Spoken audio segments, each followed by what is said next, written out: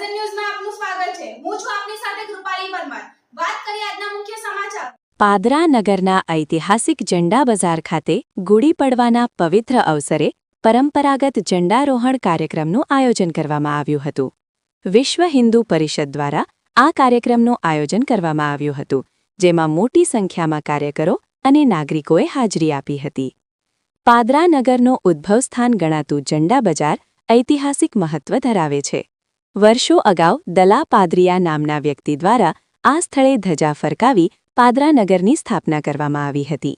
ત્યારથી આજ દિન સુધી ચૈત્ર સુદ પડવા એટલે કે ગુડી પડવાના શુભ દિને દર વર્ષે અહીં સ્તંભ પર ધજા બદલવાની પરંપરા યથાવત રાખવામાં આવી છે। આ વર્ષે પણ વિજય મુહૂર્તમાં ધજારોહણ કરવામાં આવ્યું હતું, તેમજ ધજાની પૂજા અર્ચના કરવામાં આવી હતી।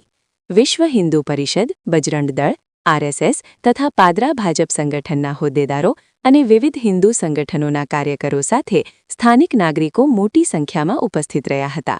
જય ઘોષ સાથે સમગ્ર વાતાવરણ ભક્તિમય બન્યું હતું। આજે ચૈત્ર સુદ પડવો, ગુડી પડવો, હિન્દુ સંવત્સરનો પ્રથમ દિવસ। એ નિમિત્તે આજથી 42 વર્ષ પહેલાં વિશ્વ હિન્દુ પરિષદ ગર્જન દ્વારા આ જ સ્થાન ઉપર પ્રતિવર્ષ ધ્વજ ચઢાવવો અને એના દ્વારા આ પાદરા નગરની જે સ્થાપના થઈ 500-700 વર્ષ પહેલાં દલા પાદરિયાના દ્વારા, તો એ પરંપરાને વિશ્વ હિન્દુ પરિષદ છેલ્લા 43 વર્ષથી એને જીવંત રાખે છે।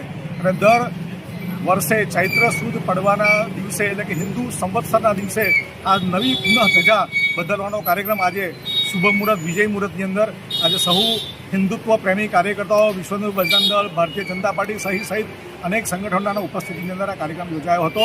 અને નવા વર્ષના નિમિત્તે સહુ હિન્દુ ભાઈઓનો નૂતન વર્ષાભિનંદન।